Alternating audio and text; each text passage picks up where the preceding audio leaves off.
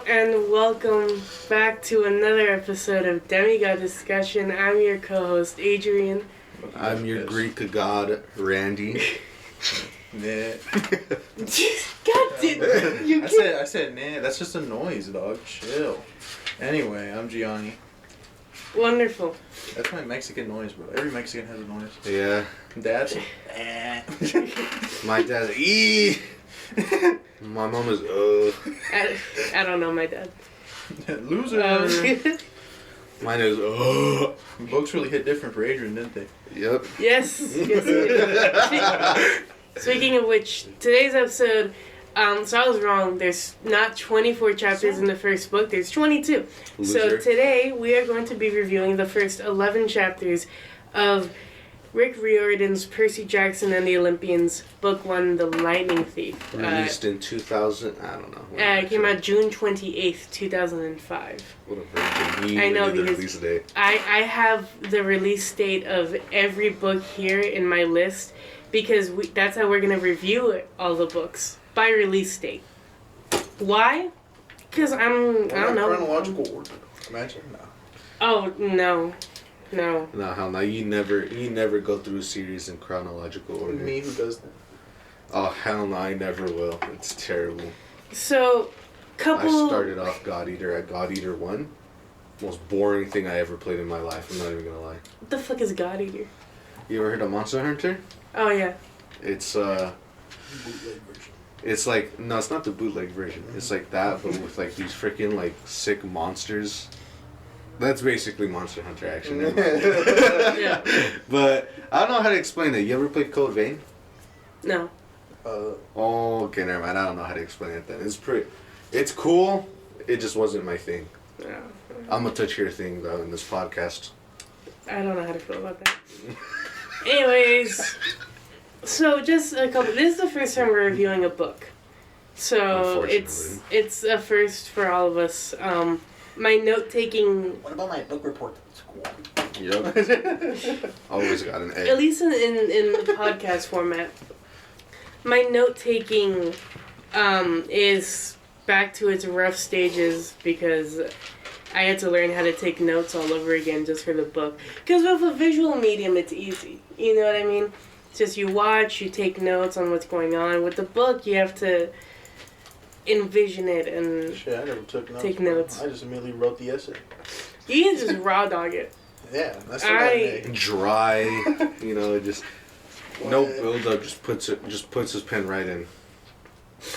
Speaking of pens. Let the ink right out. Anyways, alright, we're gonna start with chapter 1. Alright, which is called We're gonna start with chapter 11, Adrian. We should. You guys want to do this backwards? You guys want to go chapter 11 back to 1? Exactly. So, chapter 1, I accidentally vaporized my pre-algebra teacher. So we get the same introduction that we get in the show. Mm-hmm. Right? Same words, almost, obviously. Just because he knows we're reading a book. You know what I mean? Yeah. It's told through Percy's POV. First person, just first person. It's pretty simple. It's meant for middle schoolers. You know what I mean? I read this shit. But this shit was in elementary. Well, yeah, but I mean, Wasn't it like 5th grade level? Yeah. I think it was like 5th grade level when, I don't know. I bought the books, and I will post a picture of my book on the Instagram. This is. That thing is Hold worn on, watch. and used, Let's bro. take a picture of the old book, the middle one, and then boom. And then the new deluxe edition. I'll post it right there. I'll post them all right next to each other. But yeah, so we get got the Bible for Percy Jackson. What the hell is that? Gianni has the deluxe edition. For the book, I have one of the first versions that came out. No, that's a fucking lie. I'm not sure, because it came out in 2005, and I got this book when I was, like, maybe 10. So, like, 2014. Yeah. Right, yeah. Probably. Probably. But it's an older version, I guess. Oh, my back. But yeah, we start off with just him describing himself his life, you know, he's 12 years old, he goes to Yancey Academy. You know, he's a troubled kid, you know. Sure. Yep. Blowing up your bus with a revolutionary cannon. If we can call blowing up a bus a troubled thing to do, then yes, he's a troubled kid.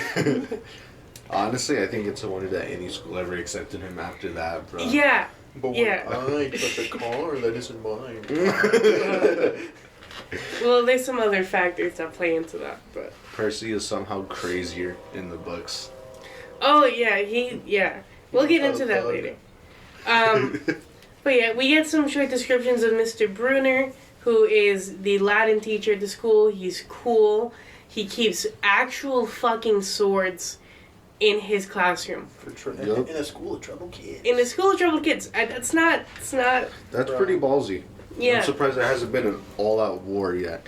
Well, I think because he's perceived as. They just fall over when they get them. Well, probably. I mean, we see later that all the swords that Percy uses are unbalanced. You know. Well, for him. For him. Yeah. Well, yeah, he but said he said the pen felt right. yeah. Just right. But yeah, he keeps there.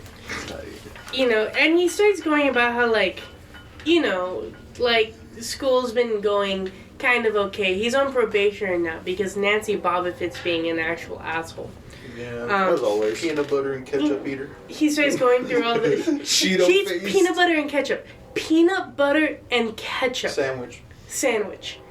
What the fuck? She has yellow teeth, Cheeto freckles, or whatever he called them. Yeah. Right. Yeah, like her face was, like, spray painted with, like, Cheeto dust or something. It wasn't spray painted, bro. She was just digging in a bag. I gotta say, him roasting her really paints a bigger picture. Yeah. But yeah, he starts going through past field trips, which... going to, like, this old battlefield and accidentally shooting a bus with the Revolutionary War cannon. It was a school's bus, no? It was a school's bus, yeah. How the hell do you even do that? Like, you'd have to He get just a accidentally cannonball, touched it and it light it, and load it with gunpowder. He said, I wasn't aiming for the school bus, but of course I got expelled anyway. What was he aiming for? That was in 5th grade, by the way. In 4th grade, he accidentally pulled a lever that caused his entire class to take a swim with the sharks. Because they were at Marine World or something, yeah. Where is he? Yeah. So, yeah. Long story short, he's on probation, and he's trying to control himself because Nancy Bobbitt is throwing bits of her peanut butter and ketchup sandwich onto Grover's head. Grover's scrawny, he has a little bit of a beard, you know what I mean? He's a little weird. You know, he's awkward. He has crutches, he can't walk right, so, you know, they're both the bottom of the barrel when it comes to, like, the school's social dynamic, which is why they're friends with each other. Also, I can kind of understand why when we go by, like, the old official art. I mean, Percy's, like, a chubby 12-year-old. You know what I mean? But, like, this kid's doing backflips over fucking minotaurs, alright? I don't think Percy is he chubby? No, he's not chubby. In the old official art, he was. In the new one, no. He's an attractive male, I guess, only because in all the art he's still 16, so. But he's, you know, what would be typically construed to be an attractive 16-year-old male, you know? Yeah, especially with what a certain person says about him, as she almost made him rock hard, or stone hard. Oh my god. That's near the end of the podcast. This is going to be a bit of a longer episode, I'm realizing, just because going through. What art are you showing him? Yeah, that's the old official art. He's so... Take a look at any of the old official art, bro. And he's... You could easily just... I don't know. Hispanic. I mean, that's just chubby cheeks. That's like Hispanic parents' favorite fucking... Something about the old art just rubs me the wrong way. I wonder if it's like the painting style or something. They made him start mogging, bro. Isn't that like the new art? Yeah, that was actually... So the new art started out as fan art. But the fan art was so good that Rick Riordan, the author himself, contacted the artist and was just like, do you want to be like the new official artist? So by proxy, all the old fan art they did is now canon. Which it's all like cutesy Annabeth and Percy stuff. Like it's cute, it's adorable, you know. But it's all canon now, and it's really good art. I would suggest all of you guys to go check that out for yourselves. It's really, really good. I found another picture. Yeah. See if I find Percy in this bitch. Gianni has the newly released deluxe edition of The Lightning Thief, which looks really cool, but it also comes with pictures on the inside. It details New York, their journey through New York, pictures of Poseidon and the gods, Camp Half-Blood. It's really cool. I recently just bought it myself, but I'm using my old book just because I have a lot of emotional connection to it to review it. Anyways, we keep going. They get to the museum, right? Kids have no respect for museums, by the way. They're constantly talking over Mr. Brunner and all this. But Trust, you'll see. Greek... let me see. Oh, fuck yeah. I gotta say. That's so much. We just saw the art for Ares. The fucking jaw He's line on that. he's fucking jacked. Newcomb, bro. He's fucking jacked. Alright, that's my Ares right there. That's how I pictured Ares. It's my Ares right there. That's a my Ares. He's jacked. He's jacked as fuck. We're not gonna talk about Ares in this episode. That's later. But no, so they keep going. Greek art and like sculptures is pretty cool, but these kids don't give two fucks about them. We get introduced to Miss Dodds, who loves Nancy and hates Percy. Why does she love Nancy? Because she's evil. Because she's like evil. Nancy. Just like Nancy, who's a kleptomaniac. I don't think they talk about that in the show. Maybe she likes Nancy because Nancy doesn't like Percy. That could be true. But Nancy's a kleptomaniac. She's 12. Oh, yeah. She steals shit. Mm-hmm. Like, okay, listen, wasn't she trying to steal from some... Yeah, she was trying to steal from a purse. Listen, I have, someone I know that used to be a kleptomaniac, right? It's tough, you know, but eventually you work through it. Nancy has no remorse for this, right? But I don't know. She's just a little bit of she's a little bit of a bitch in this book. Sure, she's 12, but I mean, hey, we're looking through the eyes of a 12-year-old. Percy gets asked about the gods. You know, I think specifically about the Titanomachy, or at the very beginning of the Titanomachy, when Kronos spits up his children. Yep. You know, Nancy makes like a rude comment, and then we sort of get this sort of hint that something bigger is going on. Mr. Brunner wants Percy to find out the answer to his question, which is, why would they need to learn about this in real life? In actual real life, these myths are meant to teach us morals and, you know, life back then, you know, how people lived. It's important because it's history. The myths about Zeus teaches you about rapists. Well, Zeus teaches you about the primal desires of man and how you should almost never fall victim to them. So, yeah. Look at that. Saw photos. He looks like that one dude from Guilty Gear. Let me see if I can find a photo. Mr. Brunner wants Percy to be better. Percy is Mr. Brunner's favorite student, right? But Percy has ADHD and dyslexia, so he's not really the best student, you know? But Mr. Brunner expects him to be better. Not just as good as everyone else, but better. I felt that. They go outside. The weather's been really weird since Christmas, right?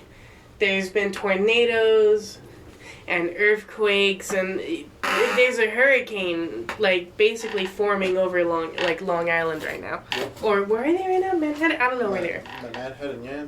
Yeah. Yeah, because they're at the museum. Yeah. So, they go and talk, Percy and Grover do, and then Nancy comes up and then just dumps her lunch on Grover's lap.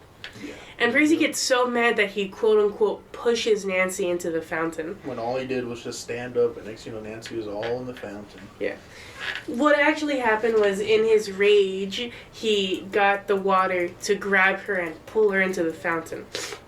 Miss Dodds sees this, right? Miss Dodds is a fury. We know this, right? But it's why she starts going to Percy, because he reveals himself like that, you know?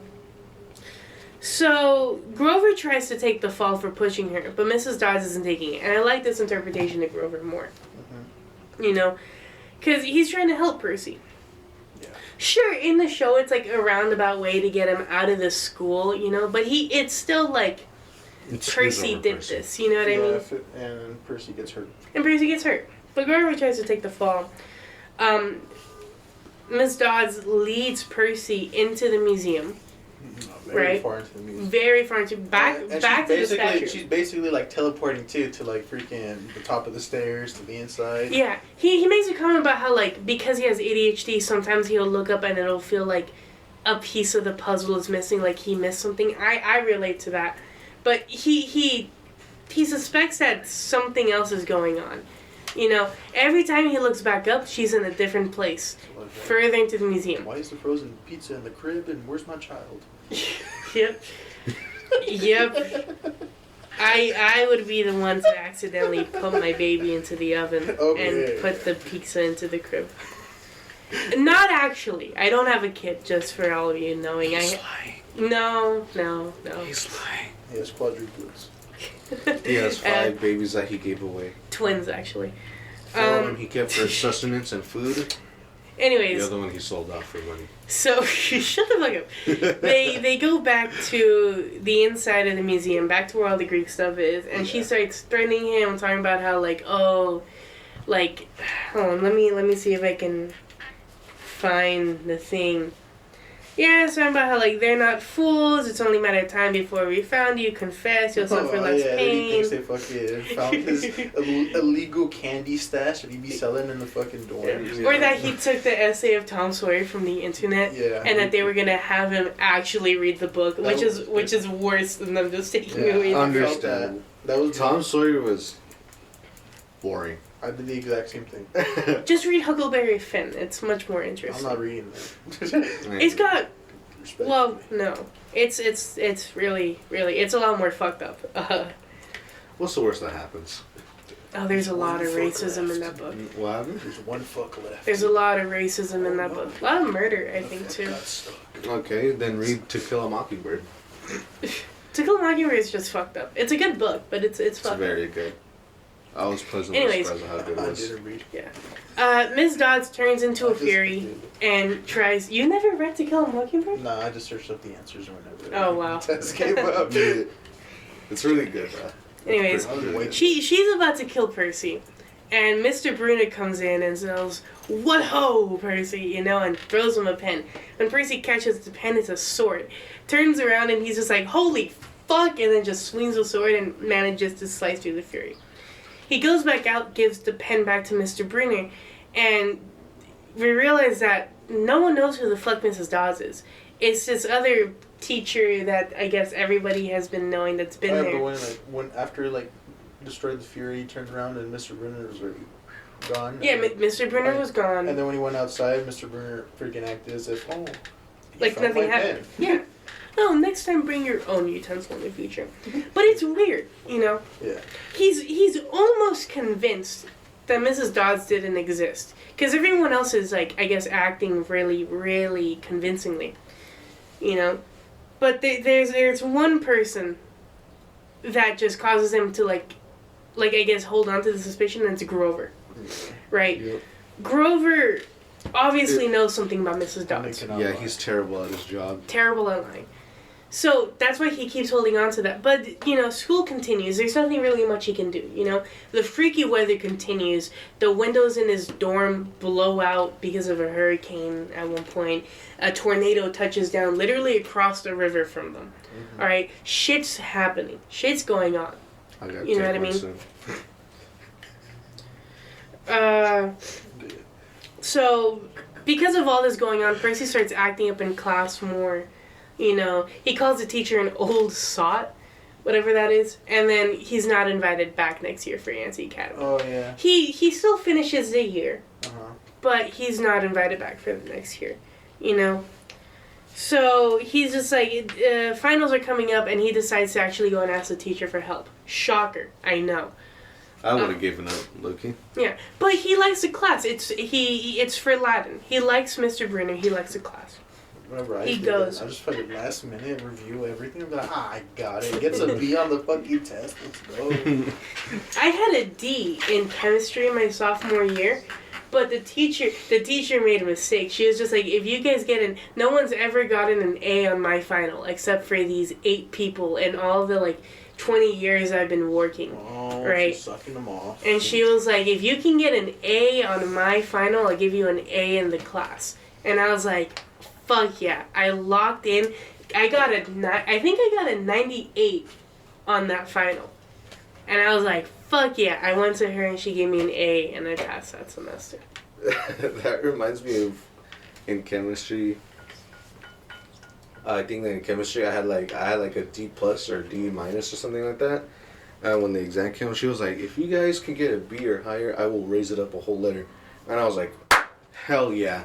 Locked in, got a B plus, still ended up having to take summer school. Yeah, I never got in that situation. I just had an A. Yeah, I hate it. I had freaking homework every day in that class, and I was just like, screw this. We only had Who's your homework. teacher? Huh? Who's your teacher? I don't remember. No? I don't want to remember. That's real. Bro, they gave us the homework, like, because I finished 3, so they would give me the homework and be like, if you can't finish it right now, just do it at home. I was like, Oh, I never did it at home. If I could do my homework in class, I did it because I was bored. If I didn't, I went back home and I played guitar for another 5 hours. Real. That is the reason why my hands are no longer soft. That was such a fake laugh. Bend over. Anyway, continue. Alright, go Because ahead. if I laugh, I'm gonna cough. Continuing on, he goes over to help. He goes over to ask help, right? But then he overhears Mr. Brenner talking to Grover, and they're talking about him. Yeah, he's like, Percy is so dumb, dude. We need to kick him a long time ago. But something's going on. Yeah. Something's going on. Something happened at the winter solstice. Something's coming up at the summer solstice. You know what I mean? All these solstices and shit. Right? And they say something about keeping Percy alive, and Percy freaks out. He drops the book, right? And they stop talking, so he picks it up and he hides In a classroom. in another classroom. And he hears an animal come out of the room, like the clopping of hooves, you know? Yeah. That looks suspiciously like someone holding a bow. He sees a shadow that looks like someone holding a bow and arrow, you know? But, you know, whatever. He hears him talking about kindly ones. Grover goes back. He goes back to his dorm, and he manages to play off that he was gone. You know what I mean? Wasn't Grover already there? Grover was already there. Yeah. Grover went back. He takes a test, and he knows he failed. You know? He knows. Real. He just knows. Whenever I And- felt like that, boom, B. I'm like, holy shit. Okay, not so subtle flex. Idiot. No. Shut the fuck up. I always did good on About tests. happened The only reason I passed high school is because I'm a good test taker. I just. You're a good taste test. Huh? Come over here and taste my. No. Anyways. Mr. Brenner tries to give him some encouraging words about how this is for the best and how he doesn't belong there. You know? Obviously he means it as in, like, he's too good for that place. You know what I mean? Yeah. But Percy's 12. He doesn't understand like that. He misunderstands the words and he just thinks that It rubs Mr. off Brenner's on saying him. that he's not cut out for it. You know what I mean? He's roasting the hell out of it. The end of the semester comes up. You know, Percy's going home, right? And he goes on a Greyhound, and Grover's there with him. Grover's gonna be on the Greyhound with him to go home, and Percy just can't really take it anymore, right? Because Grover's acting all paranoid and weird, and he reveals that he heard him and Mr. Brenner talking about all them, Yeah, right? he was all like, the kindly ones, and then Grover's like, huh? Huh? The fuck? Ah, and he starts freaking out, you know what I mean? You know, Grover's paranoid as fuck in this book. Rightly so, considering... actually, no, not yet. We'll see. We'll get there when we get We'll they get probably there. already know what's going to happen considering we went through 2 different interpretations of the book. Oh, yeah, so I can say that Yeah, we know that he was the Thalia's protector, you know? Yep. But, so they get on the bus, and... Oh, I didn't even realize that we switched chapters to 3 old ladies knit the socks of death.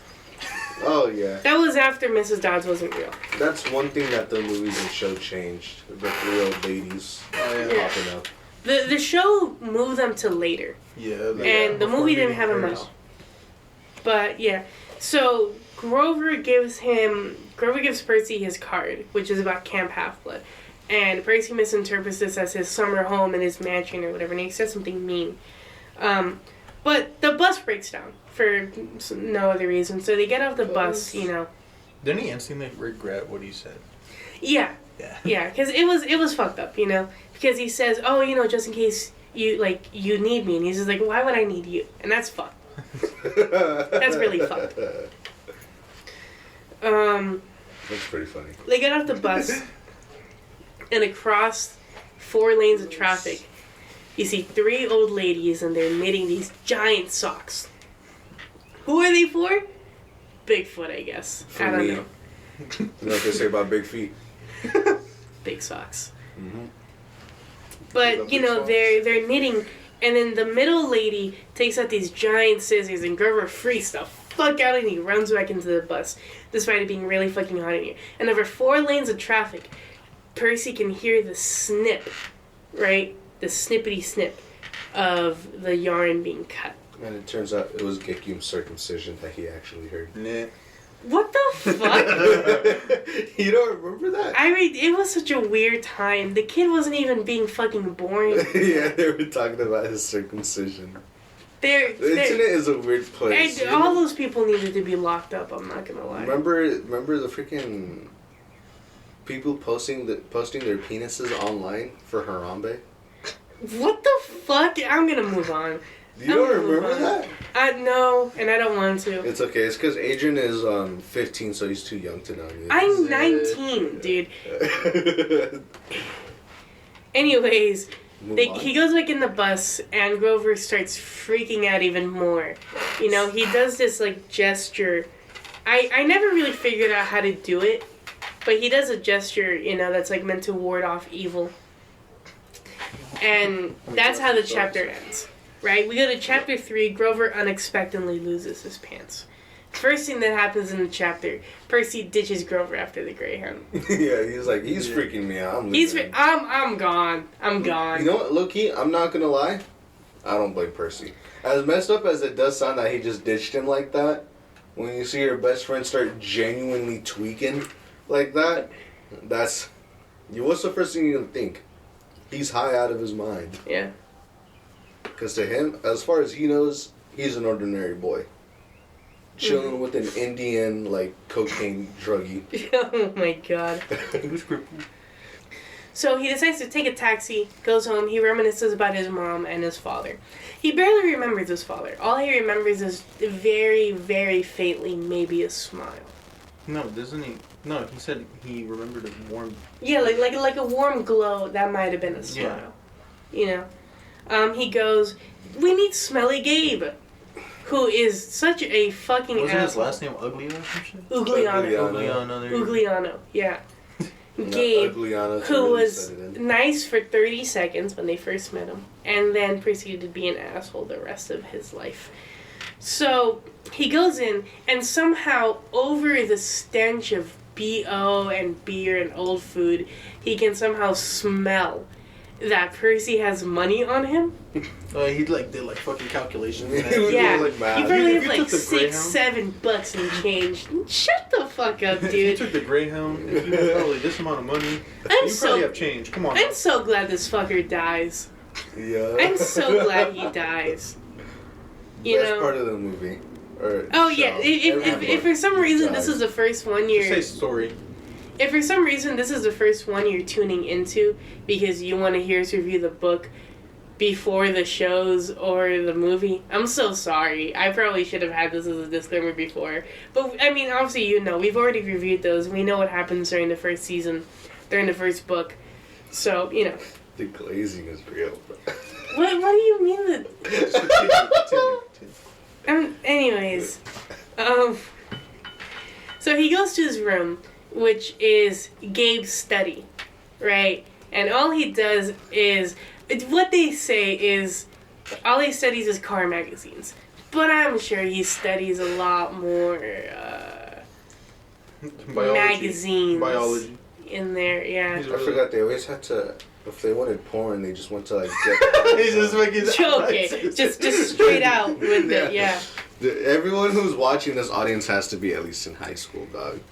Well, I already put it in our description that this is aimed towards older audiences.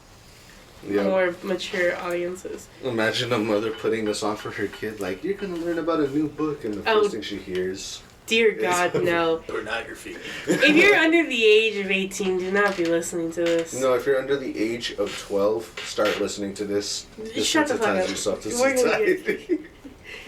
Anyways, Sally comes home. Right, we meet her. She works at a candy shop. She smells like candy. Right. So, they start reminiscing about... Like the shitty kind of... God damn it. Yeah, they start reminiscing about... she probably smells like the blue candy. Like all the sour candy. Which is my favorite type of candy, so by the way. So it smells like blueberries all the time. Yeah. That's my favorite type of candy. I love... The blue sour strips are the best sour strips, hands down. I'm just saying. For some reason, I imagine her smelling like the M&M store. That makes a... You know what? I can see that. That would have been amazing. I freaking Can you bring me a pack, please? That place, though, when I went there in Las Vegas, single-handedly ruined my teeth for a while. No, I went to the Hershey one. The Hershey one? Oh, my God. So good. Anyways. I'm too broke for this stuff now, though. Damn. They start reminiscing over his school year, but he doesn't tell Sally about the museum. Right? She can tell he's holding something back, but she decides not to press it because obviously this is something that's getting on Percy a little bit, you know what I mean? That's when she springs on him, hey, we're going to Montauk. And he's excited because they go to Montauk every summer. But Gabe comes in and decides to be an asshole and asks for, like, bean dip or whatever, or some shit. Dip for him and his boys. And she's just like... Right? Yeah, they're playing poker. I'm going to give you enough 7-layer bean dip for the whole weekend, and the expenses for this trip are coming out of my clothes budget. And the fact that she even had to mention something like that. He doesn't... Like, okay. I get that technically he collects a paycheck, you know what I mean? Because he's the manager, but he doesn't do anything. She's the one bringing in, I assume, most of the money. I don't know, but Gabe is such a fucking asshole, and I hate him. He probably just uses the majority of his money, and yeah. Actually, but doesn't Percy also say that he's really good at gambling? So wouldn't he be a lot richer? No, he sucks at gambling. He just gambles a lot. Yeah. Okay. He's like those old people in Vegas, like when they're like zombified, just tapping the screen, you know what I mean? Boomers get on us for, like, being addicted to our screens. Dude, no, when they start gambling, they fucking, oh my God, they look like zombies. Drool coming out and everything, alcohol on the other hand. Yeah. Just come on. 99% of gamblers quit before they win big. Some gamblers hearing this right now. And they're just like, maybe I should go. Don't. We are not enabling you to we go are back. enabling No, your stop addiction. It. Stop You it. might be able to win $1,000 right now. Stop. Look, I know. Moving on. $10,000. Randy, look at me. Look at me. We cannot be enabling this. $10,000 that you spend another $10,000, you could win $1 million. Shut the fuck up. Stop it. Anyways. They always quit before they win big. That's all I'm saying. Stop. Anyways, so they get into the car to go to Montauk. Montauk? In his 78 Camaro. Right? I would have taken that shit. Which, that's a nice car. Yep. Gabe loves the car more than he loves Sally. Shit, I don't More than he loves anything. That's understandable. And there's a bunch of mentions of blue food. Basically, Sally and Gabe got into a argument that there wasn't such a thing as blue food. So most of the food they eat is blue. Mm-hmm.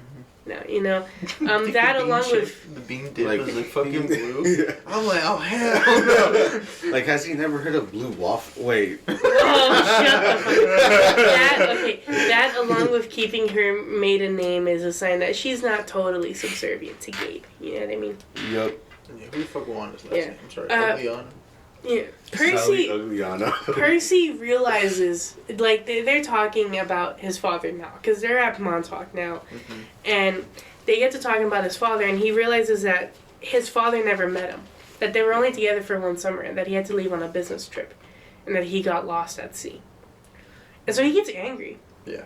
He's like, what the fuck, He doesn't press it anymore, because he can tell his mom's about to start crying. He has a really weird dream.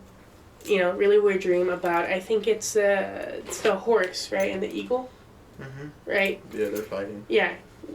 They're fighting. He wakes up. Bam! There's a hurricane going on. There's knocks at the door. They get up and they open it. Bam! It's Grover. What the fuck is Grover doing there? We find out later. The most important thing to realize right now is that this motherfucker has hooves. No pants. No pants. No he pants. has hooves. Dangling. Wait. He's a satyr. We realize that. We get to chapter 4 now. My mother teaches me bullfighting. They start driving to camp. When they start driving to camp, Sally gives us, Sally and Grover both give us a little, little bits of exposition dumps. Yeah. These motherfuckers said something, and I didn't hear it. I'm gonna hear it when I edit this, but I don't know what the fuck they just said. Laugh so hard I farted. What? Anyways. You need a video because you won't understand because we did it like a visual representation, and he said something right now. Anyways.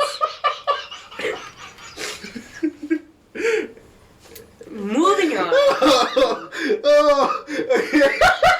You can move on. Good.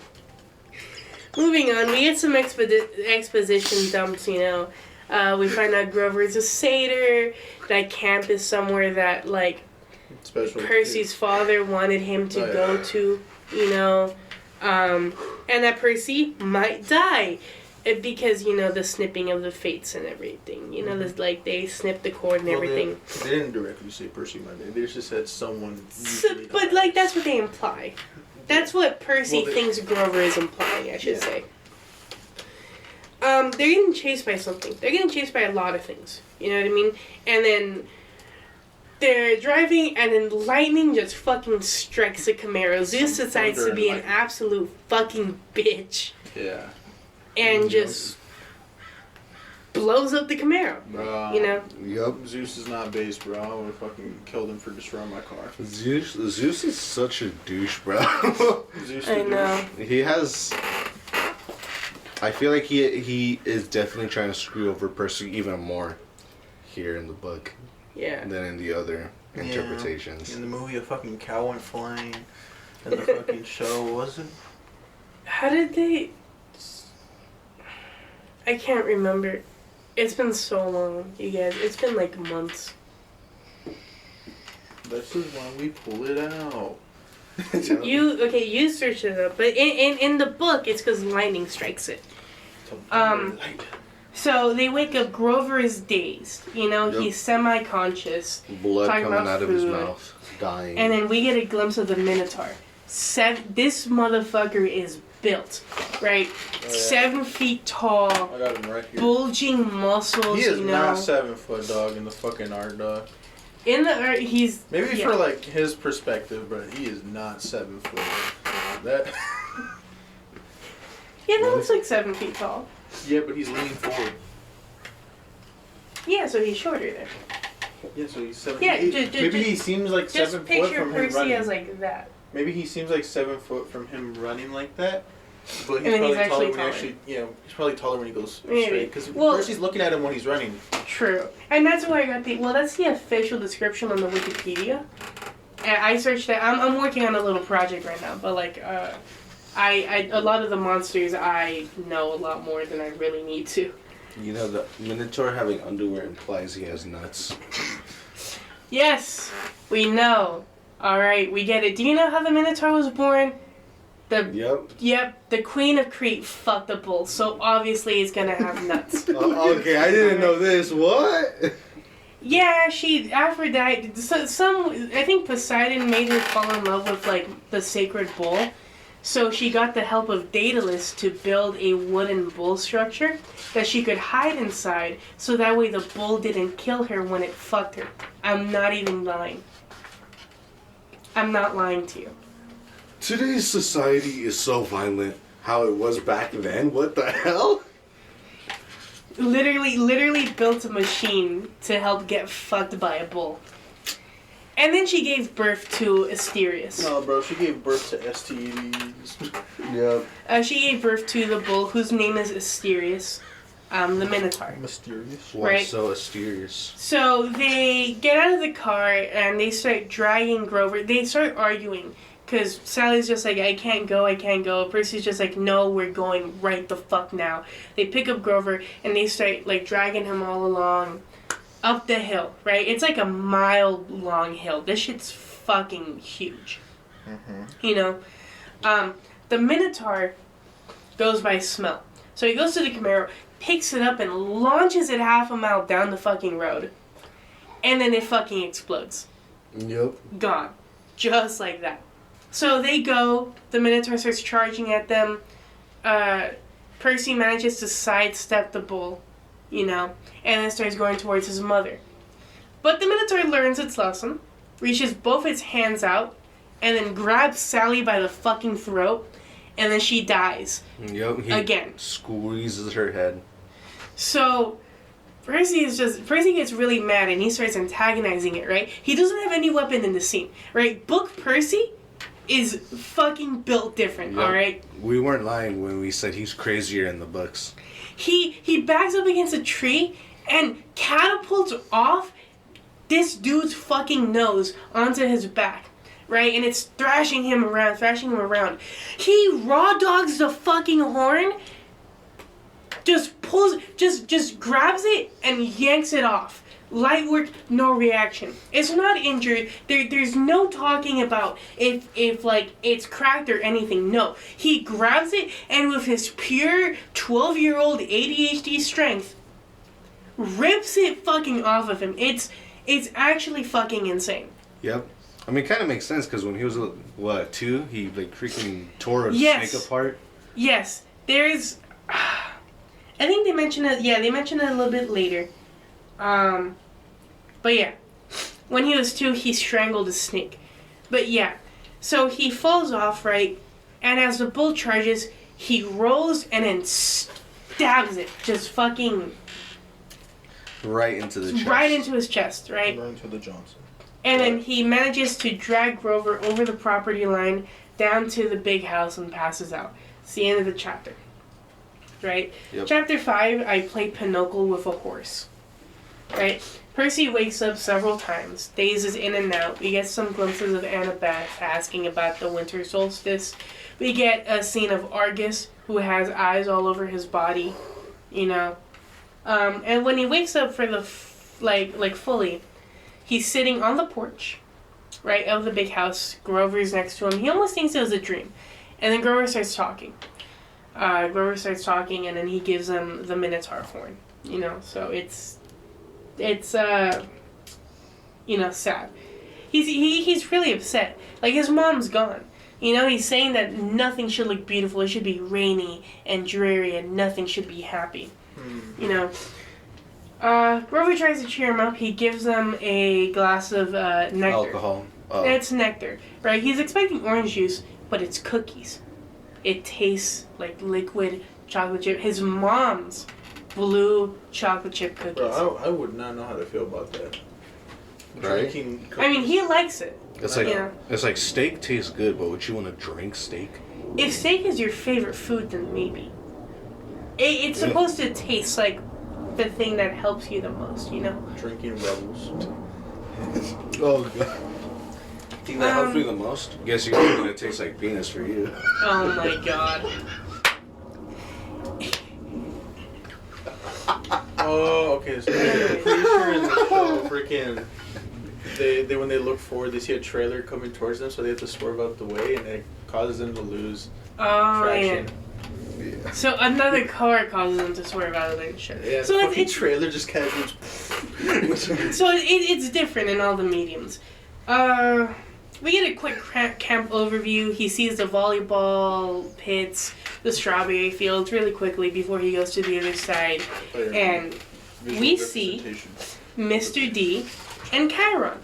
Gianni here has a very helpful representation of what the camp looks like.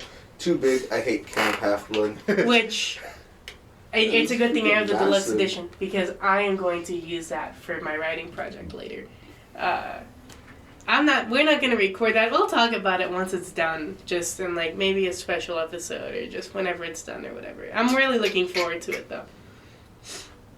Big house is pretty big. We met Mr. D and Chiron.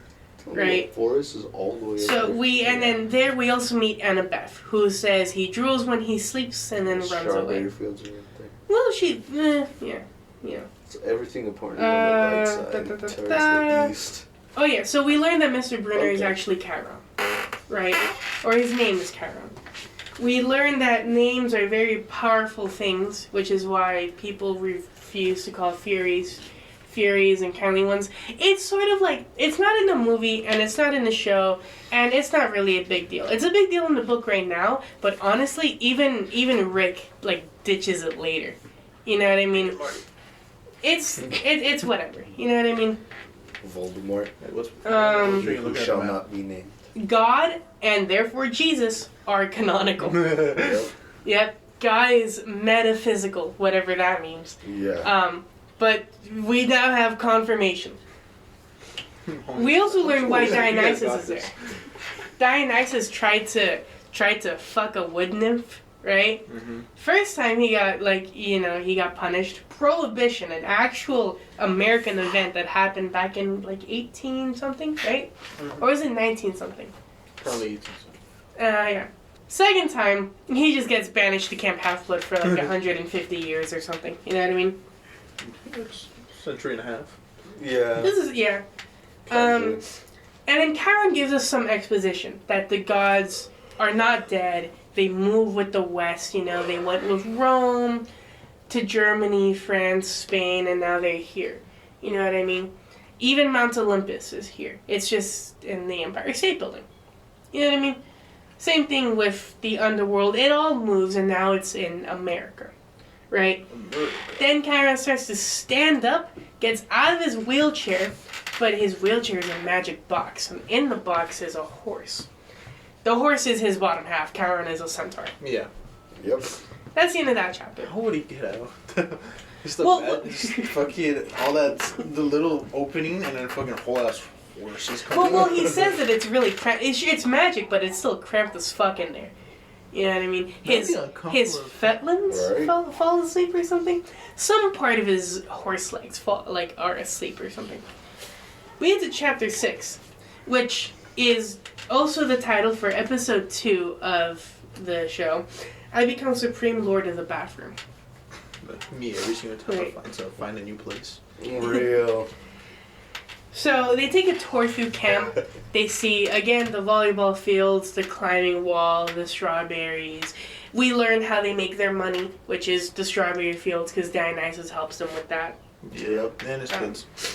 We also learned that Grover we were wrong, not 24 years old. He's 28. So he's actually 14 in physical sense, I guess. Yeah. Apparently, he looks older than Percy. Yeah. He has a beard, a wispy beard, you know. But, you know, he's still, even then, he's considered a late bloomer. He needs to complete this keeper task so that way he can, we learn later, get his searcher's license. We don't know what it's for yet, but it's for Pan. Yeah, it's not even important, but we know it's for Pan, so we can search for Pan. Yeah, Peter Pan. Yep. So you can abduct more little girls. Yeah. We see all 12 cabins, you know, which are for the 12 Olympians. Yeah. You know what I mean? In the middle is Zeus and Hera. We learned this from an exposition from Grover later, that the middle is Zeus and Hera. And then it's Poseidon. Wasn't it like odds and evens, right? Yeah, odds are on the left, and then evens are on the right, you know. Mm-hmm.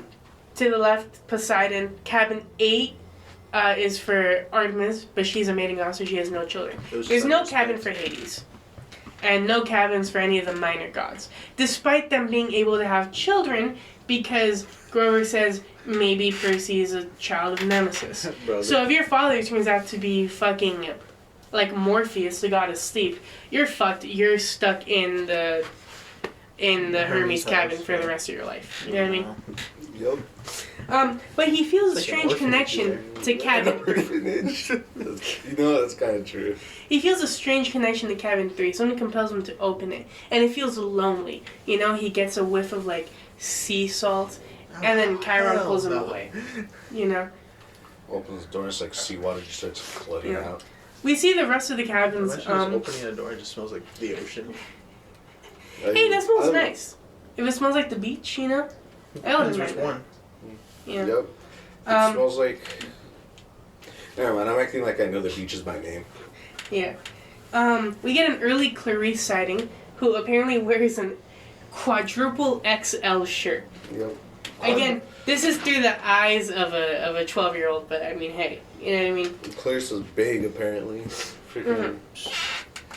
Yeah, freaking So- Perky was massive. Fucking Arnold out here. We get some more exposition. Chiron is sort of immortal. He can't die as long as he is needed to teach the next generation of heroes. He dumps him off with Annabeth, who proceeds to give him the rest of the tour.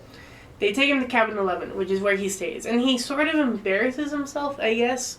But, like, how is he supposed to know? That's clear. You know what I mean? That's Clarice. Like, he... I was out here, bro. Let me see, Clarice. Yeah. I was thinking, freaking... Maybe she just likes baggy But, clothes.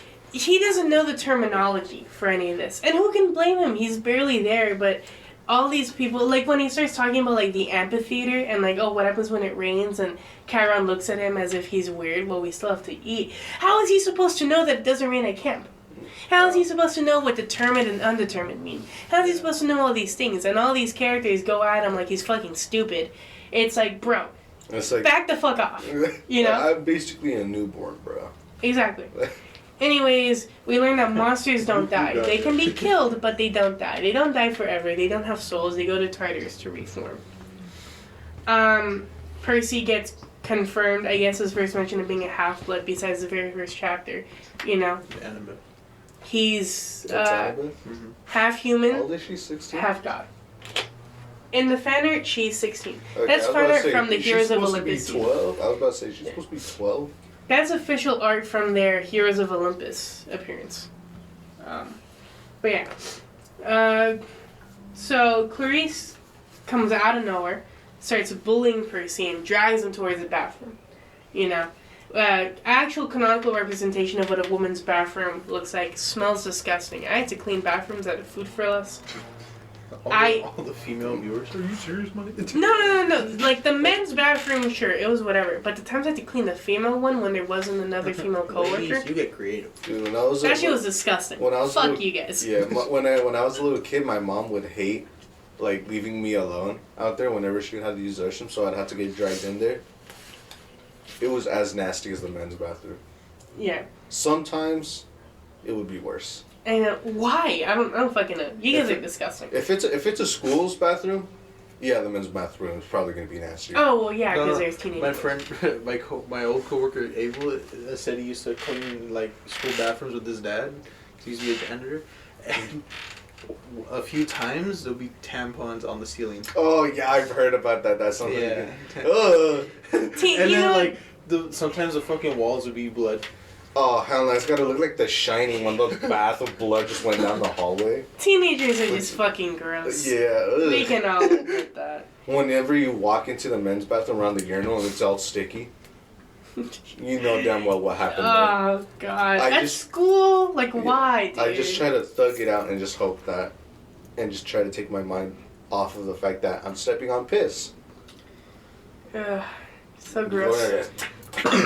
Yeah, and you find the guy. Speaking and of you proceed stepping to in fucking piss, step on him. Clarice is about to dunk Percy's head into a fucking toilet, which smells disgusting. And he gets a feeling in his gut, and And you realize he has to take a crap. they downplay it in the show, Oh, but 6 streams of water come out and hit Clarice and the friends that are like helping her like with this, right? It's to say they literally launched her back. Launch them into one of the shower stalls, right? And then proceeds to flood the entire bathroom. Nowhere safe. Even Annabeth, who was in there, witnessing it. is soaked. Percy's the only one there that's dry. Which she later on she makes a little comment about how she hoped he was the son of Zeus. Oh, yeah. He controls water. It is so fucking obvious. That's like in the show. Okay, it makes sense. She has a suspicion because of what happened in the bathroom. She sees what happens near the lake, so she tests it.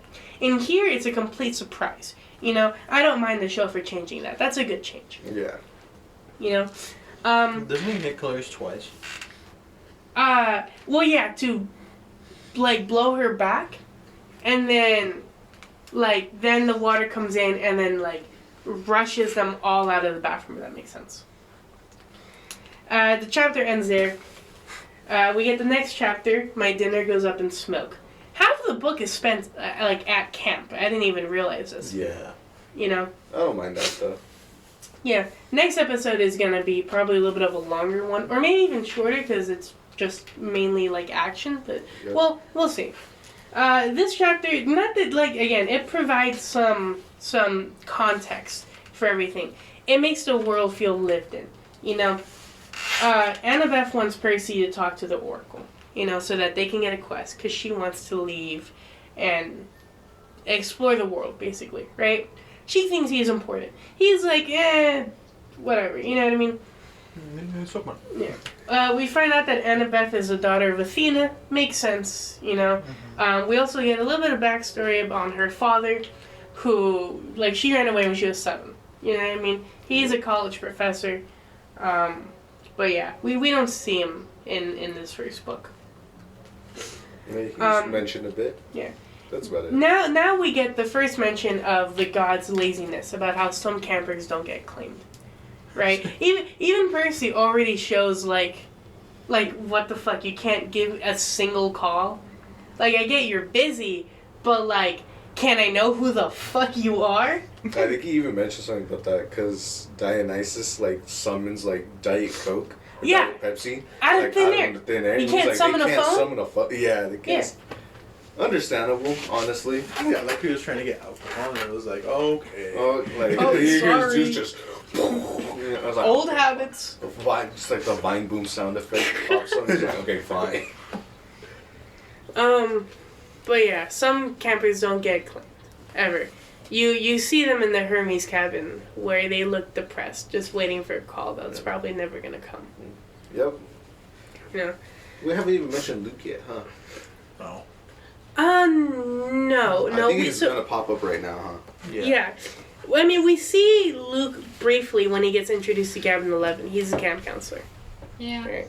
But he has a bigger role in this chapter.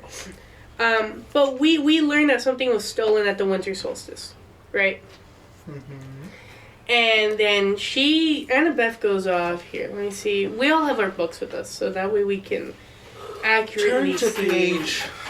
If everybody could turn to page, I think, 98. No. Yes. Oh shit, I forgot to show the picture of Chiron. Uh-huh. Yeah. Let's see. 98, yep. She leaves... Oh, yeah, this is where we find out that the Empire State Building is where Mount Olympus is. On the 600th floor. Right? But yeah. Oh, yeah, she leaves because dinner's about to come out, right? So Percy goes back to Cabin 11. And that's when he realizes that he can tell the similarities between some of these cabin members, right? They're children of Hermes. Dude, We get Hermes gets passed around, bro. What a whore. all the gods get passed around. That is true. Yeah. We get some nice conversation with Luke, you know. There's some bitterness in his voice when he talks about the gods, you know, so it's already there. But he steals some toiletries for Percy, which is nice, Yeah, you know. gives him a nice little, like, just tampon. Gives him a sleeping bag. It talks about how they're all technically extended family, so they all look out for each other. You know what I mean? Cat. Luke has met his father once. Only once. Luke Skywalker. Was that for the quest?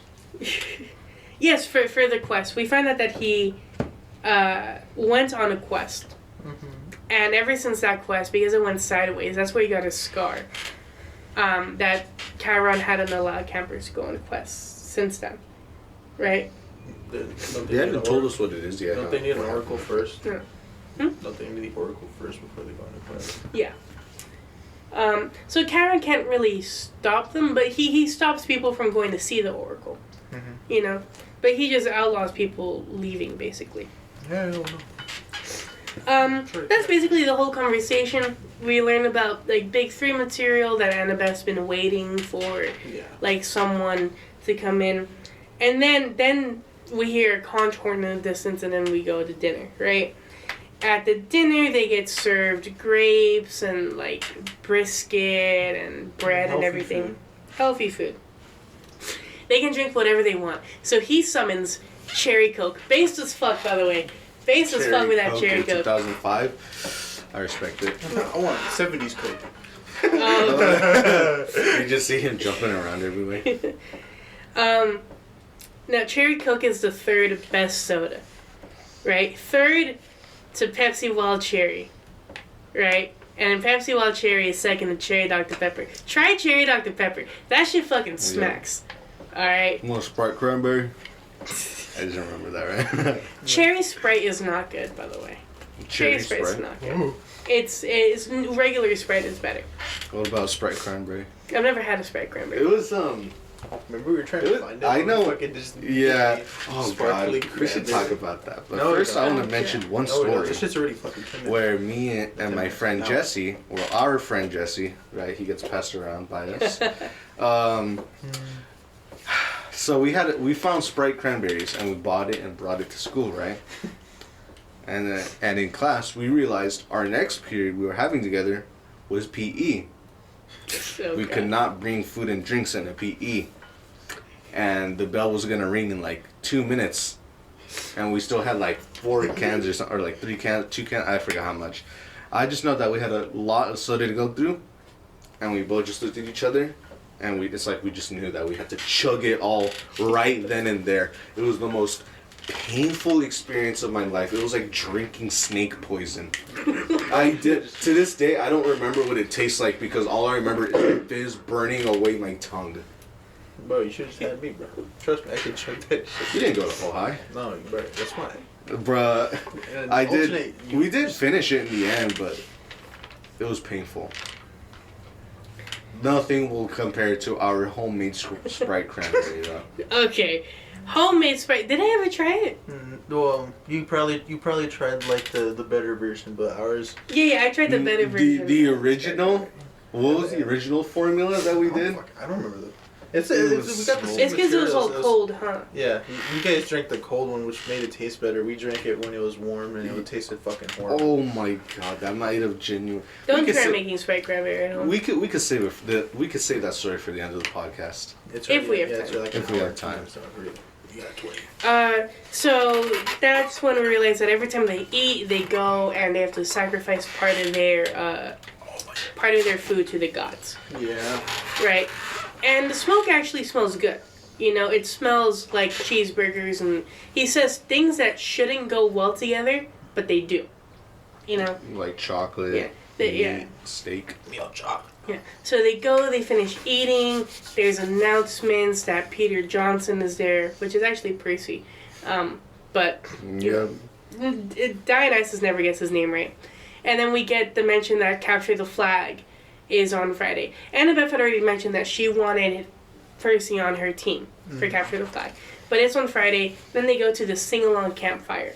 Where, Gather around the campfire. not really portrayed in the show or the movie, but after every dinner session, they go and they sing at the campfire.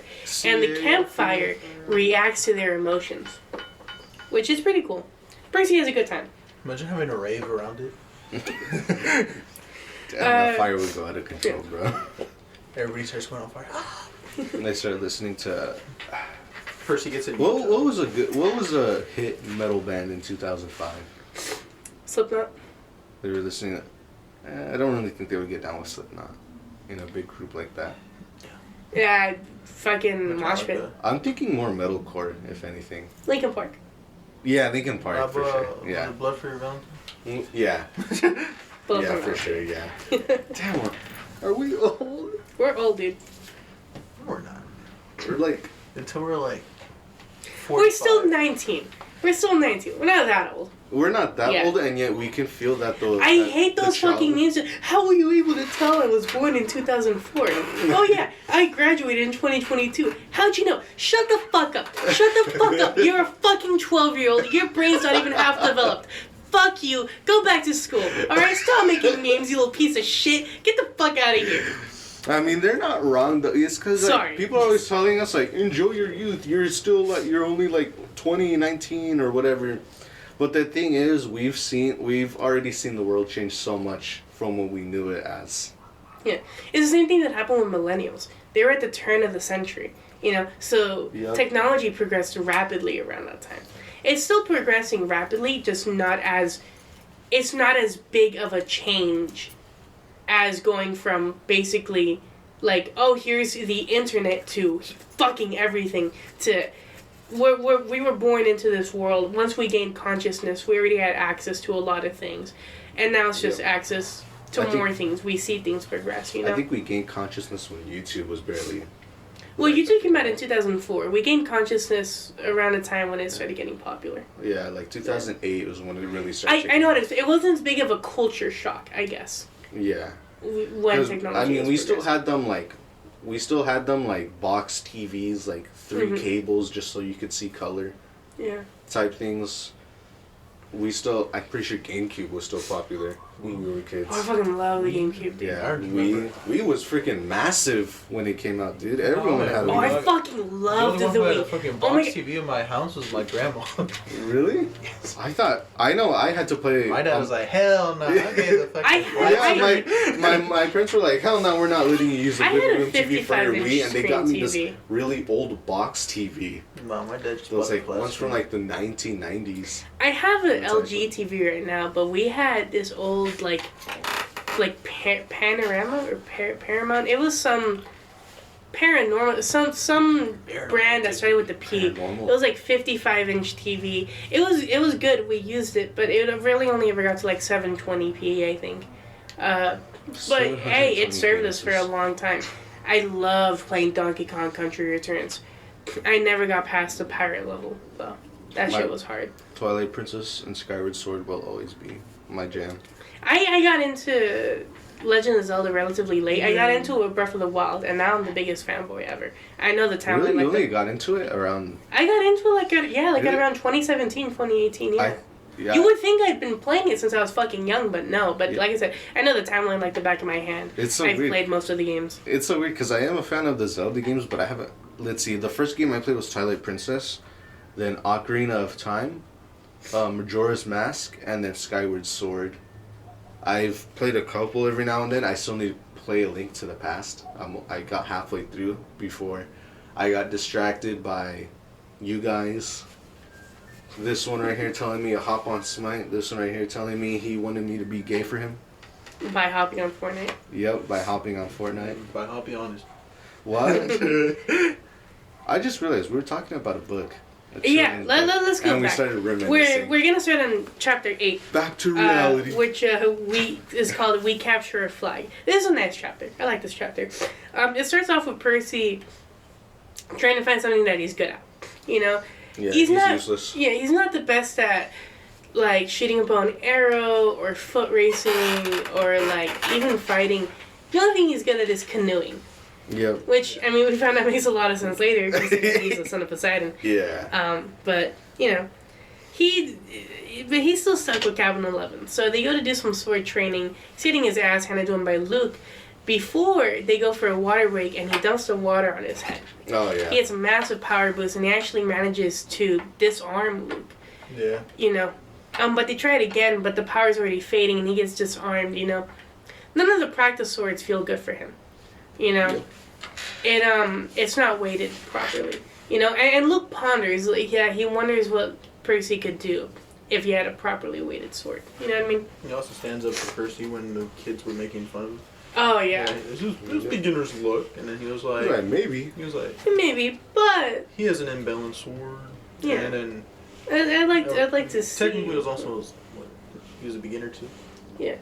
Well, Luke's the best swordsman the camp's seen in 300 years. That's and wow. Still got disarmed by Percy, so I would think it would be more than just beginner's luck at that point. Well, okay, one, Percy is a really good sword fighter. 2, it was a little bit of like luck, I guess.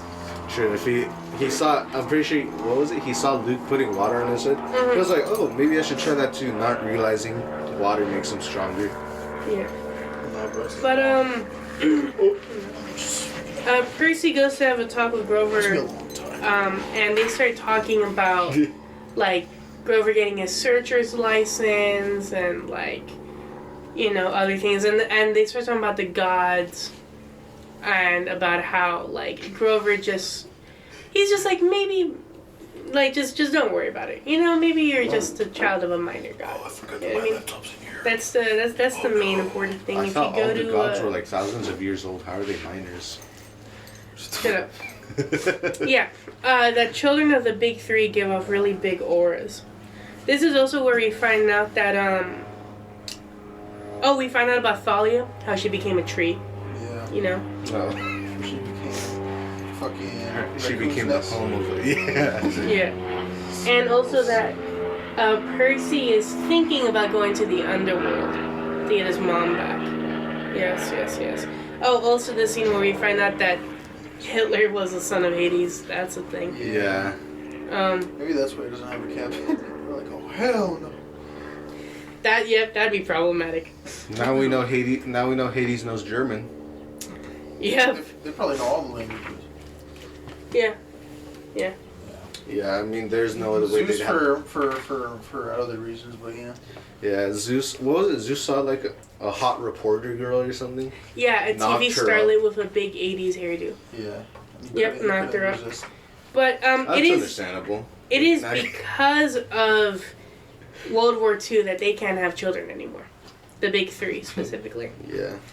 Obviously, Zeus broke that pact, and then Thalia Poseidon turned into followed. a tree. I would have been so pissed if I was Hades, bro. These two idiots breaking the pact. He's the only Not one allowed that's to kept have the kids. pact, actually. Yeah, he's not even allowed to have kids. He's like, bro, come on. I would be pretty But- pissed. But yeah, Perfectly fine, bro. Still got Persephone. we go after this. Sure. We go to the next If scene. it's Persephone from the movies, bro, I would never. We go have to the a next kid. scene, which is the capture of the flag, right? We find out the teams, which is Athena, Apollo, and Hermes, versus Ares, Dionysus, Demeter, Aphrodite, and Hephaestus. I wrote this down. They traded privileges and like different like chores so that way they can work together. Yeah. There's no maiming, magic items are allowed. You know, all this, they talk over the rules. Percy gets stuck on border patrol. Magic items aren't allowed? They are. Oh. Which is why Annabeth has her invisibility cap and Clarice has a spear. electric fucking spear. That's electric. Yeah. It Yeah. has lightning on it. It cracks the air. But Percy gets stuck on border patrol. You're like, I don't want this. Damn, didn't know he was. Damn, bro. I won't make any jokes about that. Actually, never mind.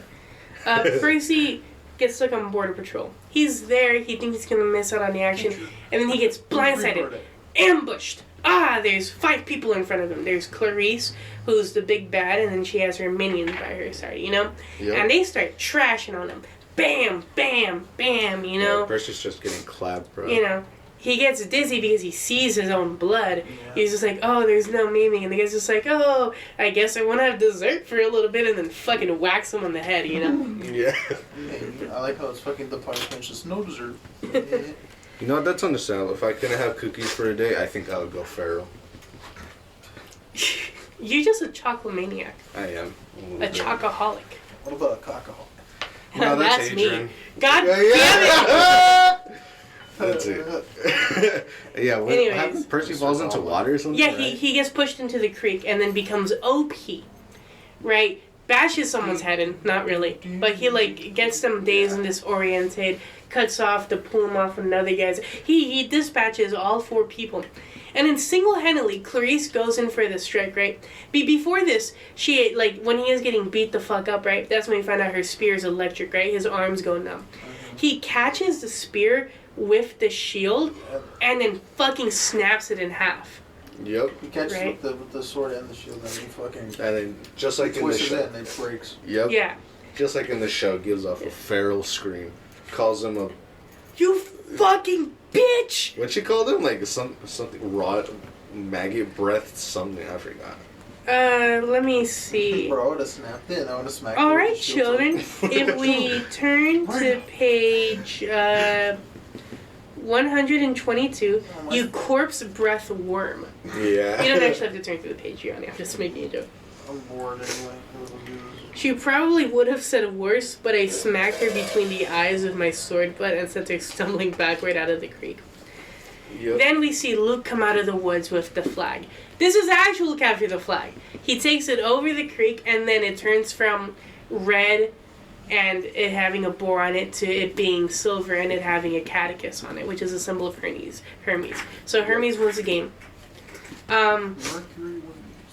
We learned that Annabeth was watching Percy the whole time. She was going to be there to help him, but he didn't need it. You know what I mean?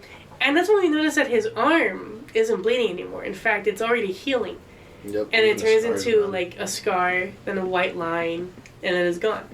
Yeah. Annabeth tests something. She steps out of the water, and he goes dizzy, right? He becomes faint, and that she realizes. She's just like, oh, fuck. She should have realized sooner. But you ever seen that photo of Gear 5 Luffy, like, getting out of, like, Gear 5, and he's, like, all tired, and he looks, like, shrunken in? It's basically what happened. That's what happened to Percy, yeah. Then, a little bit earlier, Percy hears some growling before he gets ambushed. We find out what that is. It's a fucking hellhound. They're the size of rhinos. They're typically mastiffs, that dog breed. But it's there in camp. Someone summoned it, and it attacks Percy. Slashes his chest open, basically, right? And then Annabeth helps guide Percy into the water, and then it heals him. And he's just like, what the fuck? And then soon realize no one's looking at him anymore. They're looking above. He looks up, and it's a faded green trident. And then everyone, like, kneels. They said, hail, like... Hail, wait, no. Wrong side, yeah, wrong side. Wrong child. Poseidon, her shaker, Stormbringer, father of horses, hail Perseus Jackson, son of the sea god. That's the end of chapter 8. That goes hard. We have 3 chapters left in this session. Yep. Chapter 9, I am offered a quest. This is where Randy left off, which is why we started the podcast late. I told you guys to start the podcast and I could have caught up in time. Yes, but then you would have spent half the podcast saying silent until you finished. Okay, I would still say something stupid every now and then. True. I was doing that while reading and catching up anyways. But yeah, Percy essentially becomes an outcast. Just as he was starting to fit in, he's sent to a different cabin. He picks his own chores, his own activities. He's a loner. He's a loser. When he can say lights out. He's abandoned by everyone, including his mom and dad. Well, his mom died, and his dad is a god, so... one of the gods was not allowed to have children, by the way. He's worried that he's gonna die later. Yeah. But yeah, he's an outcast, you know? He still talks to Annabeth. Well, talks, I guess. She helps him study ancient Greek. But every time he talks, she, quote, looks at me like I just poked her between the eyes. Yeah. Which, damn. And then she goes off and mutters some things about hating Poseidon and shit. No one wants him to be there, I guess. Someone leaves him a fucking, a newspaper. A newspaper clipping about them going missing, right? Yep. Him and Sally. And it's how so weird. The cops are already suspecting Percy of doing something. Yeah. It's partly so because weird. of Gabe. Yeah. But they're like, the foul play was suspected. Percy Jackson totally threw this car, made it go upside down, struck it with lightning, put it on fire, exploded it, and then kidnapped his mom. But yeah, he has another nightmare. This time with 2 wrestlers who are in blue and green, and they're fighting. And we hear a voice, and the voice sort of threatens him, you know, tells him to come down, you know, to hell. And then he wakes up, and there is a storm going on, right? And they go to see Carol and Mr. D, right? This is where we learn, Mr. D makes a thing about how they think they should just kill Percy.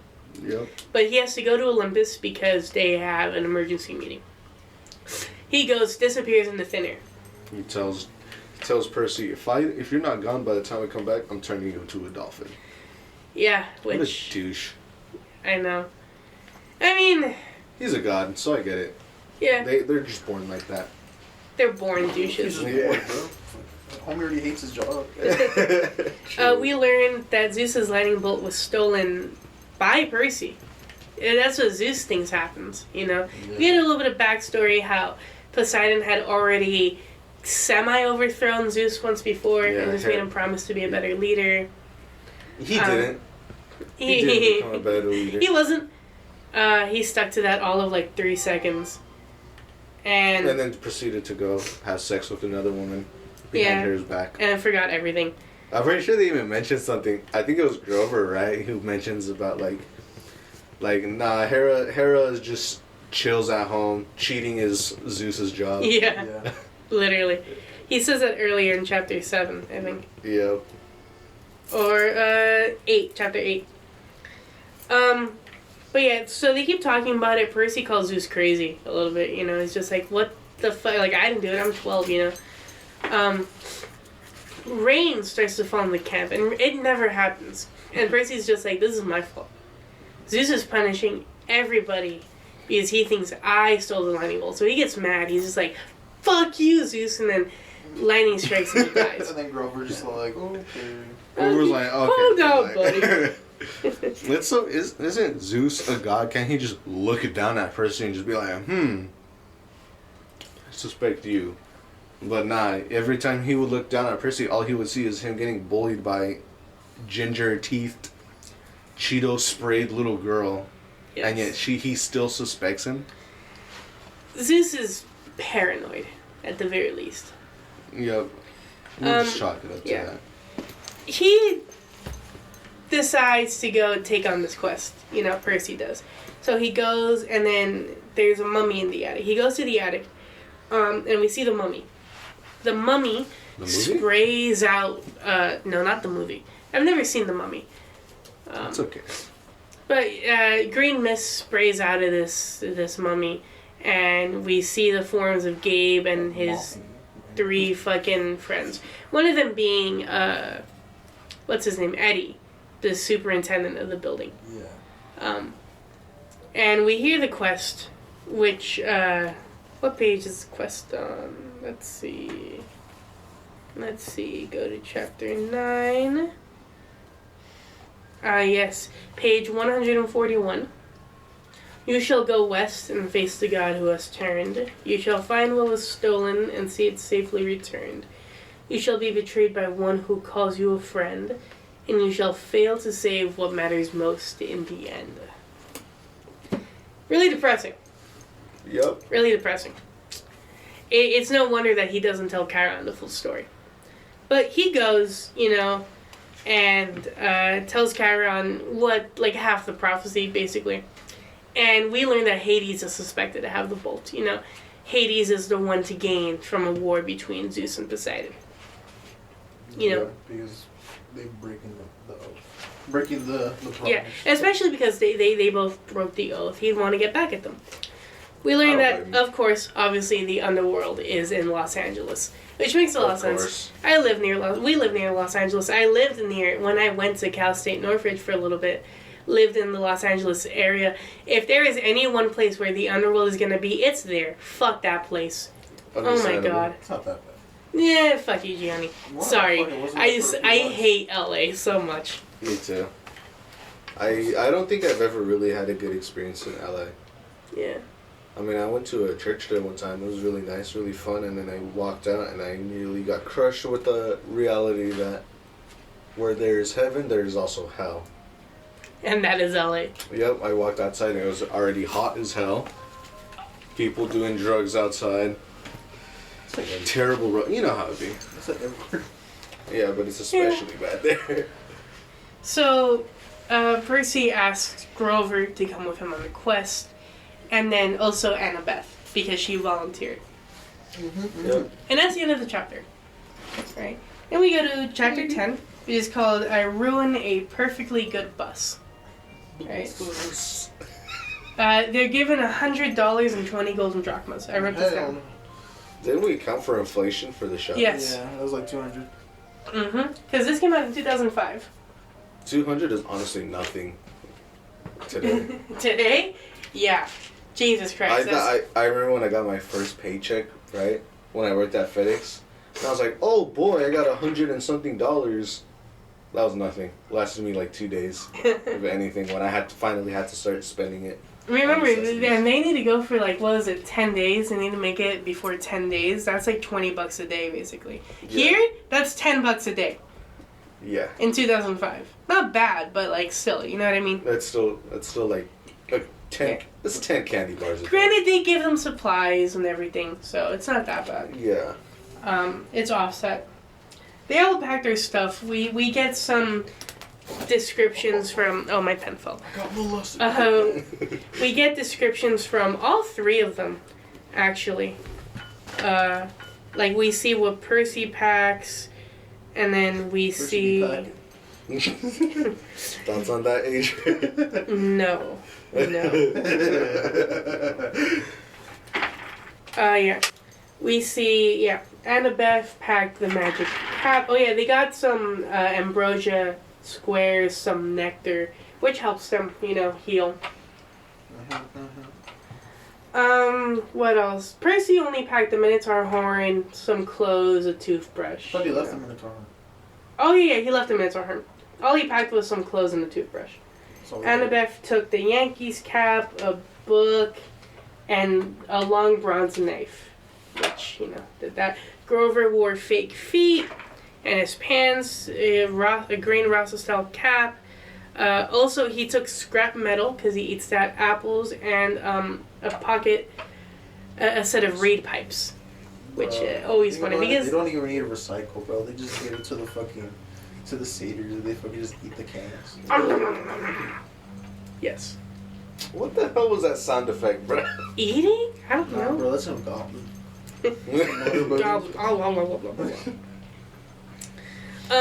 So they head over to the way past Thalia Street, and this is when Luke gives Percy the flying shoes. He goes in and he's just like, here you go. These were a gift from my dad on my first quest, but I don't really use them anymore. So he gives them and then he leaves, and Percy's kind of sad because he can't use them. But he gives them to Grover, Yep. And that's when Chiron gives Percy Anaklusmos, or Riptide, which is a pen, right? Uncaps the pen, bam! Riptide. Puts the cap back on the tip of the sword, and it shrinks back down to a pen. Yep. Right? It also always comes back to his pocket, which is very useful. Yeah, he went threw it into a field, and then he waited a sec, and looked back in his pocket. Mm-hmm. We also get our mention of the mist, about how it shields monsters, how it's, they'll sometimes be able to see through it, but they can also get, tricked sometimes. They get dropped off at the bus station. It's raining. While they're waiting for the bus, they play some hacky sack. And this is where we learn that Gabe's smell is actually what helped Percy live to see 12 years old. Yep. He stunk so much like a human that it stuck onto him, even though he wasn't near Gabe for weeks? Probably months. Fuck. Yeah. Summer break and winter break would refresh the stench, basically. Bro, Grover could smell it out the building. That's shit was bad. That apartment complex, not just the apartment building, the apartment complex, they must smell like balls now. Yeah, it must smell disgusting. Gabe's nuts and hair, man. Oh God. The bus goes on and they get onto the bus. And right as they're about to leave, 3 people get on the bus. 1 old lady. A 2nd old lady. 1 old lady? And then a 3rd old lady. These are the Furies. They look like Mrs. Dodds, but older. Yep. Right? Yup. They get on, and they bide their time. They make an X with their legs, which is totally not suspicious. As soon as you get to the Lincoln Tunnel... Just imagine being a normal passenger, ew, what the fuck are they doing? As soon as you get to the Lincoln Tunnel, everything goes black, right? You can see Percy got locked. Anyway. And shut the fuck up!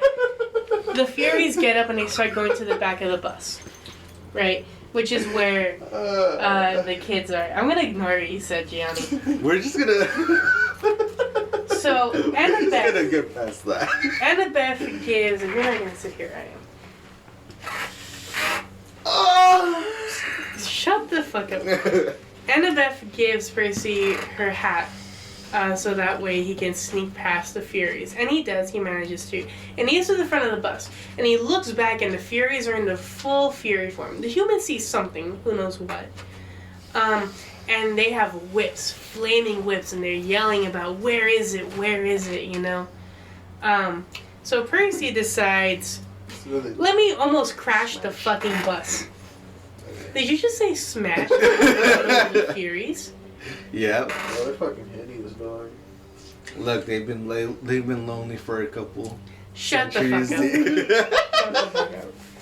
Nah, bro, they have each other. They're sisters. Was Zeus's sister to fucking? I mean, brother. Okay. No, Anyways. Moving on. Percy almost crashes the bus. Yeah, he Right. freaking takes the wheel from the bus driver. Yeah. Uncaps Riptide after he reveals himself.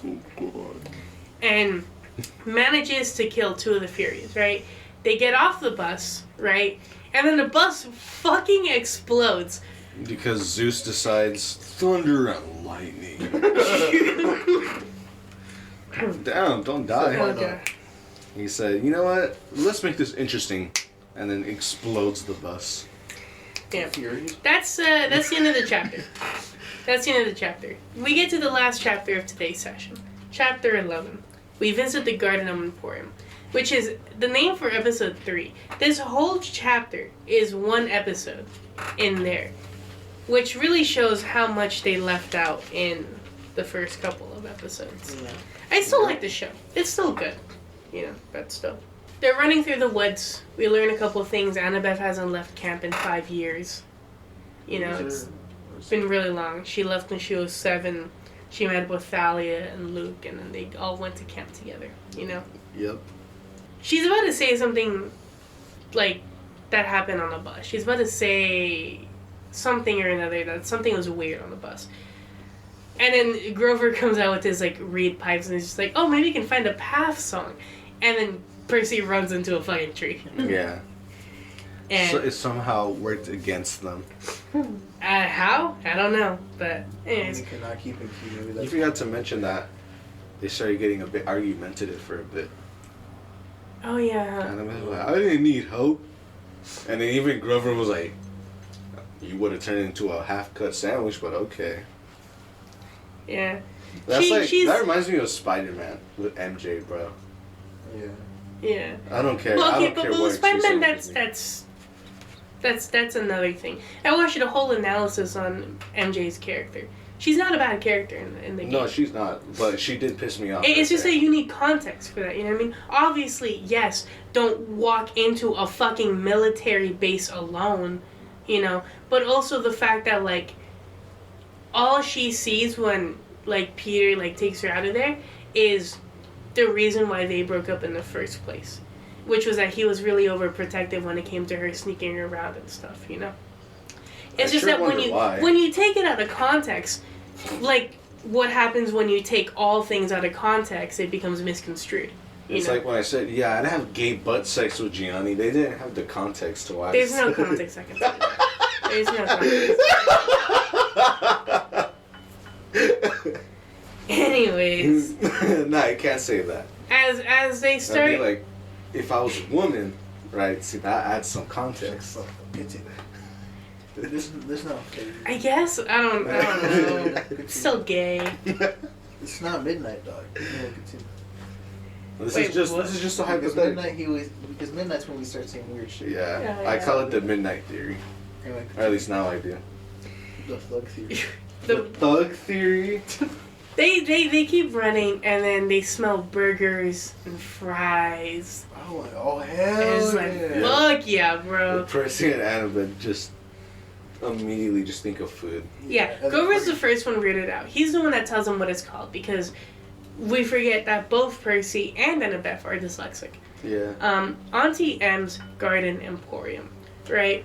There's a bunch of statues around. It's a little bit creepy, you know. But they go and they knock, and then they meet this woman, vaguely Middle Eastern. She has a shawl over her head, you know.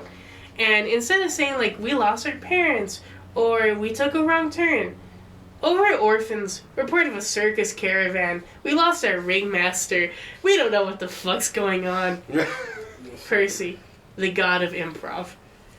To be fair, saying we're orphans and then freaking running away into a forest doesn't seem very orphan-like. Yeah, but, oh well.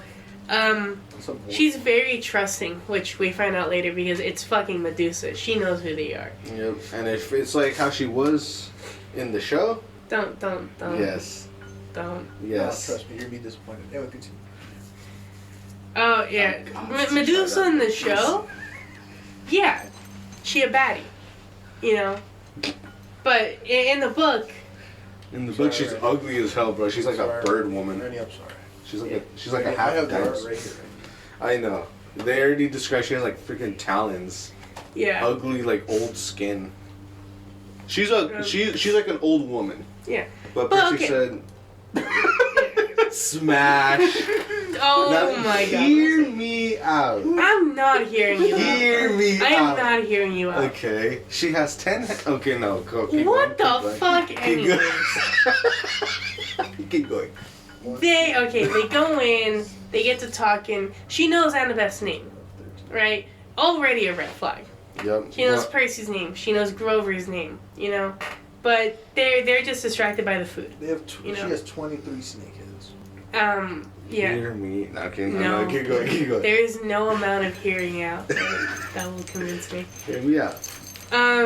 But they, you know, they get to eating. Grover lets his guard down a little bit. He just starts eating the fucking plate right in front of her. None of them freaking notice though. She just keeps on calling them by their names. Yeah, it's Percy, this is our first. I know Percy mentions it. We're not, but remember, it's hindsight. Yeah. You know, he says, "I should have realized that it's weird, but I didn't." You know, Yeah. Well, it's because she has very mild charm speak. yeah, you can definitely. It's why she's so persuasive when she gets him to take the picture. She's charmed Yep. already. Yeah. But Annabeth starts getting suspicious when she starts talking about her sisters.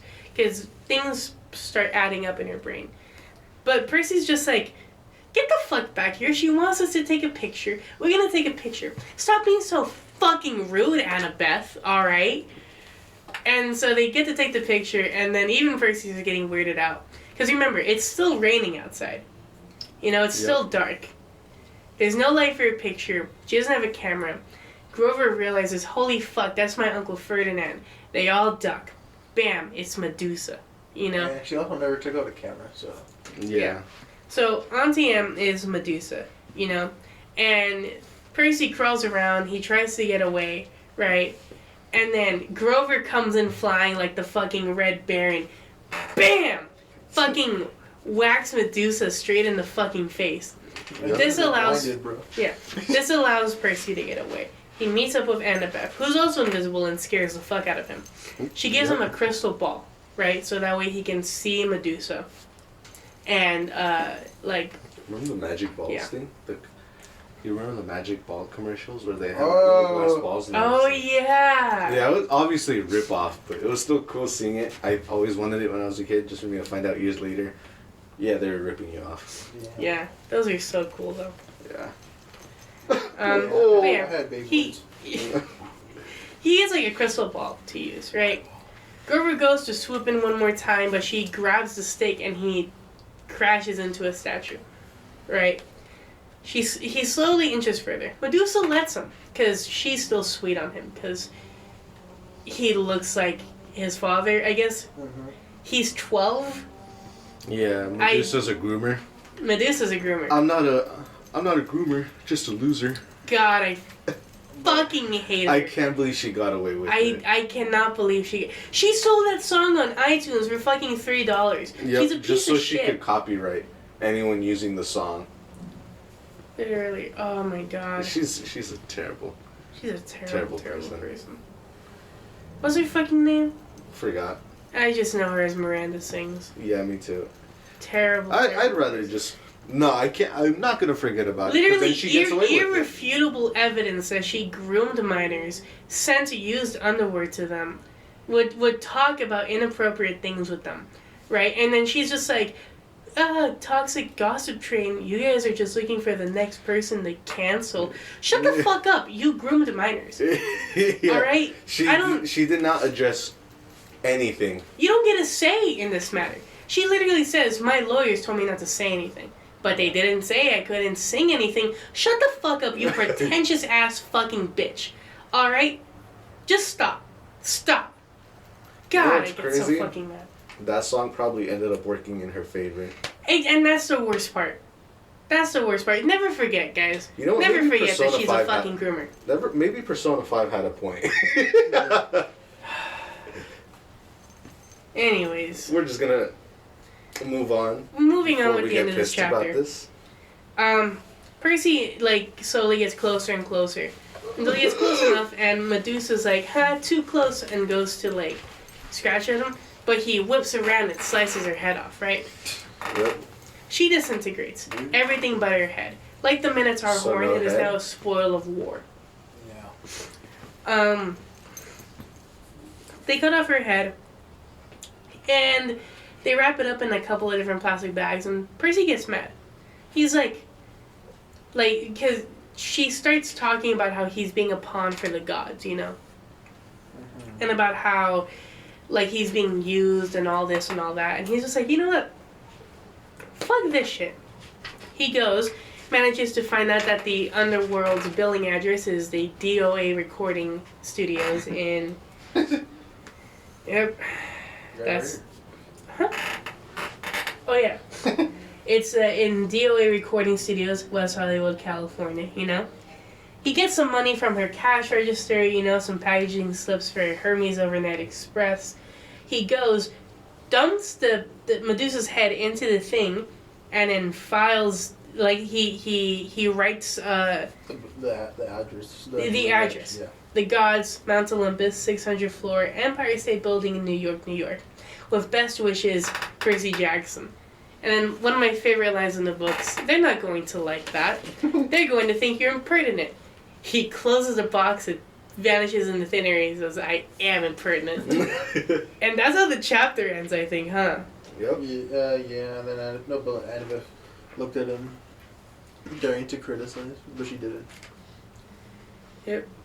And then, yeah. They talk about how they need a new plan. Because they still have to get to Los Angeles. You know, in 9 days at this point. And they have no bus. No, nothing. Yeah. She seemed resigned to the fact that I had a major talent for ticking off the gods. Fucking real. And that's the end of the chapter. That's the end. That's... It would have to be a fucking... Like a parking lot where Medusa would fucking put the cars of the victims in your blank, because where the fuck is she gonna put all those things? They could just take one out. Boom, leave. Sure. That's the first half of the book. Yeah. Yeah, already bedroom. Anyway. Yeah. Randy, what are your thoughts so far? As someone this is your first time reading the book.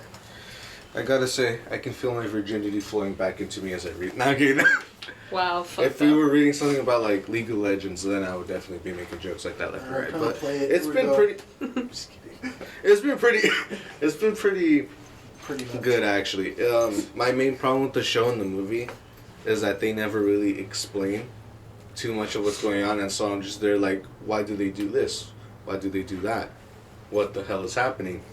But the book, obviously being a book, has more time to explain things I don't know about.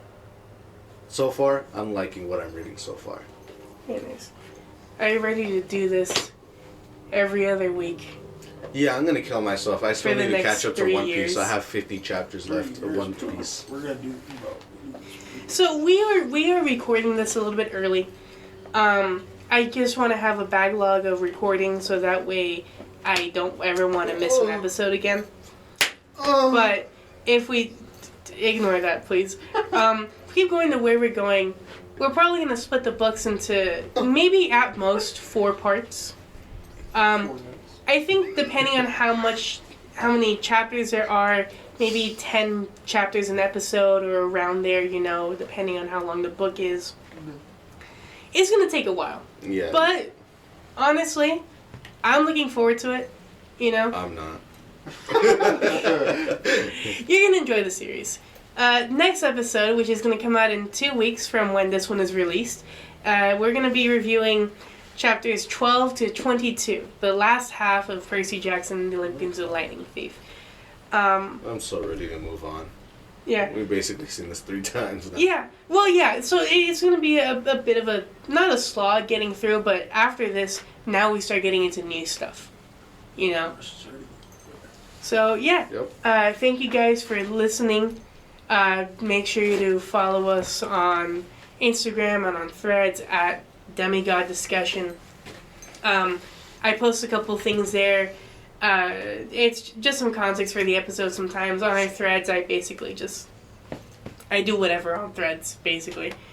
We owe yeah. an explanation about the Sprite Cranberry thing for next episode. Yeah. Next episode, look out for Sprite Cranberry. But yeah. Our homemade recipe. You will not enjoy it if you don't like Tell me, drinking I don't alcohol fucking remember and you're it. like me and never plan to. Do Sprite Cranberry shots instead. I promise you it's just as No, bad. I'm gonna make Randy an alcoholic in the future. Alright, Okay. time for me to do the honors. See what you. I'm gonna kill you. You know what? That's it. I have to take it out, Adrian. Ah, fuck!